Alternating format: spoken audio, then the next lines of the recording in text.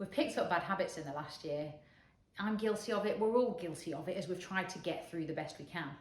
But there's one bad habit in particular which I'm really noticing, and it is really not serving us or our people well.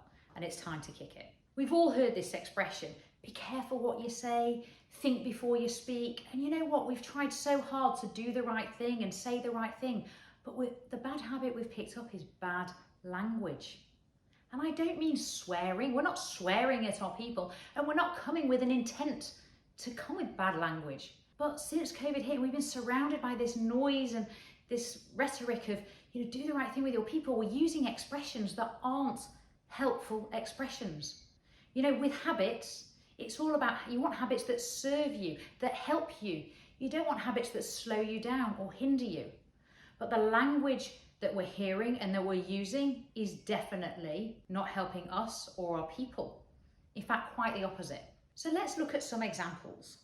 The use of the word remote working, and I used it on a video to lead high performing teams, and everything was okay with the high performing teams, but I could kick myself for having used the word remote. Look up the definition of remote. It means people who are secluded, who are far away.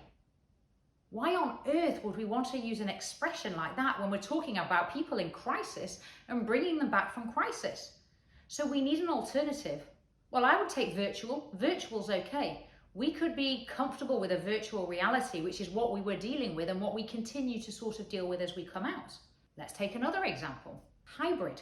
What does hybrid mean? Look it up. It's the meshing or merging of two different elements, with neither one, I guess, being better than the other, but doesn't really tell you how to access it either.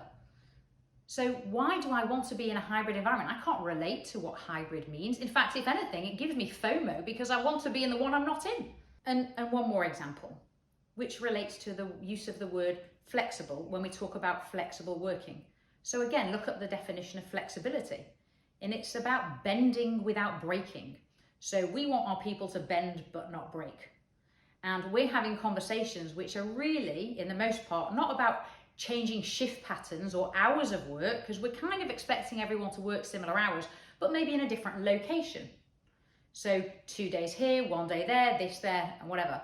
And it leads you to have an incredibly transactional relationship and conversation. You do this, we do that. We're here, you're there. I don't think that's the best way to get our people feeling good and feeling empowered and working collaboratively together. There's not one right alternative to the notion of flexible working. I just want to suggest that we think about the conversations that we have with our people, and perhaps we transition to more of a coaching type of relationship rather than a manager or supervisor. Perhaps it's taking a step back and thinking, where and how can I support my people to be at their best? Who do they need to be around? What resources do they need access to? What senior people do they need to spend time with? And I'm particularly mindful of people earlier in their career, people more junior, who are learning, who have lost so much learning by osmosis by being in a remote environment. Well, what's hybrid going to do for them?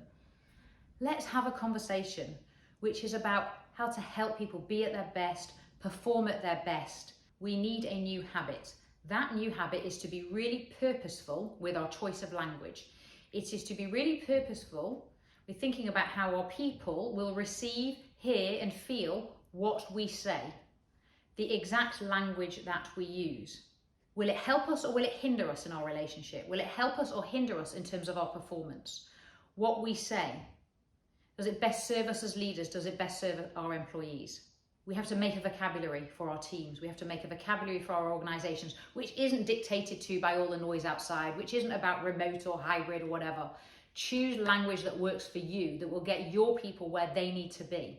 They need it. People want to belong. Anxiety is on the rise again.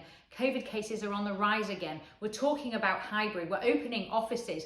Some people don't know how to deal with this. So let's make it easier for them and easier for you. Choose your language carefully. See you next time.